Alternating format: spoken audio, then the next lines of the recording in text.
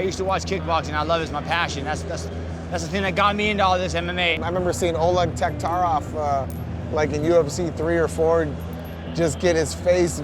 It looked like he got beat with a baseball bat. When I was younger, I'd watch these movies, and I always really respected martial arts and fighters. I mean, I remember I was little. I just thought that was the coolest thing in the world. It just never struck me that it's something that you could do.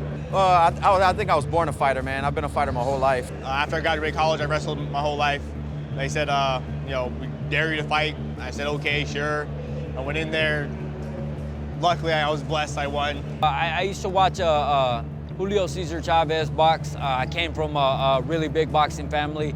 And I remember one day, I was kind of post-high school, just kind of messing around, and I was just working out at the gym with one of my friends, and he told me that his friend was going to a Muay Thai school in the area, and I remember just being on the bench, like, with a bar, and I just put it down, and I just looked at him, I'm like, I want to go to that. I've always loved to compete. I was always a competitive person, so I was less than impressed with the competition, and it's like, I can do that. I can beat these guys. I was coaching a wrestling team in Tucson, Arizona, and a student of mine told me I should go with him sometime and check it out because it was really cool. You could punch, kick, wrestle, grapple. And I was like, man, I'm not much of a puncher. I don't know about that. Basically, my older brother fights professionally too.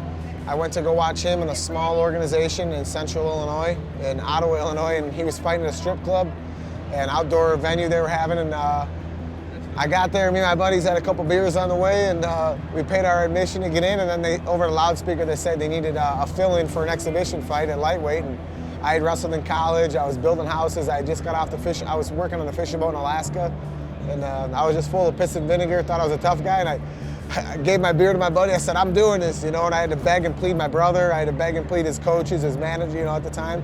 And they finally, my dad was like, go on in there, you probably need your ass kicked, and so they finally agreed to it. I went out there and ended up getting kicked in the face, and then I realized it was a real fight, like this stuff was no joke, and I kind of went to my wrestling instincts. I took the guy down, he ended up like flipping me over, swept me, and he choked me out, but I got that passion for competition again from college sports, so it was by complete accident is how I started fighting. Football was my passion growing up. That's all I did at high school, college, everything. I actually walked on at Texas Tech, never really got a chance to play.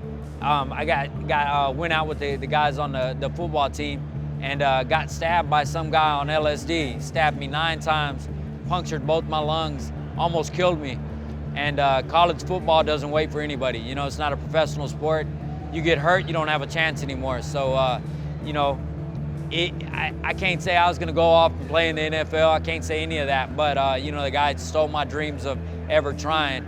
And because I wanted to stay competitive, I started fighting. I remember going to my dad's house when I was younger, and we'd rent the UFC fights when they were still bare knuckle, man, and we'd go get them on VHS and we'd watch them, and I would go home, I wouldn't tell my mom, I've loved it. I've always been in love with the sport. It's like the first time I went into an MMA gym, I tried out just a normal class that everybody else takes, and I loved that, but when it really clicked was I had a guy come in that had he was getting into like his second or third fight, and we got to spar, and I had no fights yet, and he was supposed to be like a cage fighter is what they called it. And I did pretty good with them, so they said, hey man, what do you do? Like, all I was doing was working jobs and going to school, so like, you should try this out, you might be pretty good. About 8 months later, I tried it out, and that was it. After I went with that first MMA guy, I figured out that maybe it's something I could be good at, and I liked it. It was actually a jiu-jitsu coach out at Texas Tech. He was like, man, you got really good athletic ability. Why don't you try Brazilian Jiu-Jitsu? So, I go in there, do a couple workouts. I'm getting spanked by these little guys, you know what I mean? So I was like, there's something to this more than the eye can see, because there's no way that these guys can beat me. And just took it from there, man, started competing, and went into an actual place where they were holding fights, and was sitting in the audience, and the coach, Clay Pittman, had a guy fighting on the card. They asked him if he had another guy who weighed about 140, 150 that wanted to fight. He's like, man, I got this kid, been training him for a while. He's really tough. I don't know how he is striking, but he's a tough kid. And they came, they told me, we'll pay you $100 if you fight tonight. I said, shit, I'm in, man. And I ended up fighting, beat the guy really easy, and never looked back, man. That's how it turned.